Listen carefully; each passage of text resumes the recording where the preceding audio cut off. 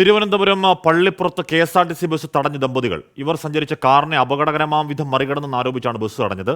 Car കുറുകെയിട്ട് 20 മിനിറ്റോളം bus തടഞ്ഞിട്ടു. കാറുടമ മദ്യപിച്ചിരുന്നതായി KSRTC driver പറഞ്ഞു.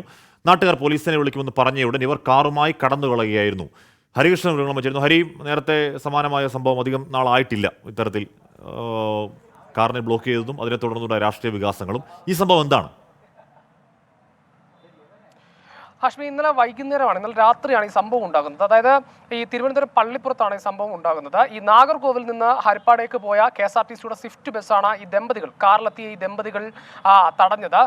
പ്രധാനമായും ഈ കാറിലെത്തിയ ദമ്പതികൾ പറയുന്നത് അപകടകരമാം വിധം ഈ KSRTC ബസ് തങ്ങളുടെ കാറിനെ ഓവർടേക്ക് ചെയ്തു, തങ്ങളെ കൊല്ലാൻ ശ്രമിച്ചു എന്നുള്ള ഒരു ആരോപണം ഉണ്ടായിരുന്നു.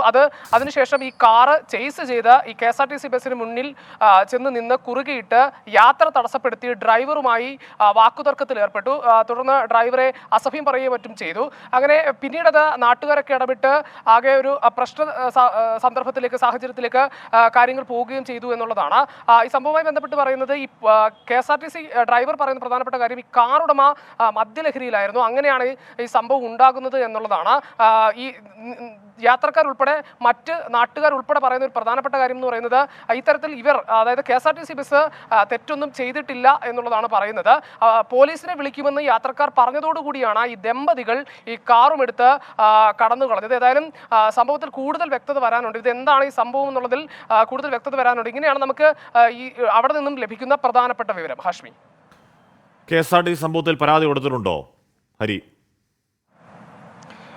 ഈ സംഭവത്തിൽ KSRTC ഡ്രൈവറുടെ പരാതി കൊടുക്കാൻ ശ്രമിക്കുന്നുണ്ടെന്നുള്ളതാണ് ഡ്രൈവർ നമ്മളോട് പറയുന്നത്. അതായത് ഇതുവരെയും പരാതി നൽകിയിട്ടില്ല, പക്ഷേ പരാതി നൽകുമെന്ന് തന്നെയാണ് പറയുന്നത്. ഈ ഇത്തരത്തിൽ KSRTC ബസ് സർവീസ് തടഞ്ഞതുമായി ബന്ധപ്പെട്ട് പരാതി നൽകുമെന്നാണ് ഡ്രൈവർ നമ്മളെ അറിയിക്കുന്നത്. ഹാഷ്മി, ഓക്കെ. ഹരികൃഷ്ണനാണ്. നേരത്തെയുള്ള സംഭവത്തിൽ KSRTC അങ്ങനെ ഒരു പരാതി ആദ്യഘട്ടത്തിൽ കൊടുത്തിരുന്നില്ല. അപ്പോൾ ഈ വിഷയത്തിൽ KSRTC പരാതി കൊടുക്കുമോ എന്ന് കാത്തിരുന്ന് കാണാം. വിധി ദിനത്തിൽ 24 മാജിക് ജൂൺ 4 ചൊവ്വാഴ്ച രാവിലെ 5 മണി മുതൽ 24-ൽ.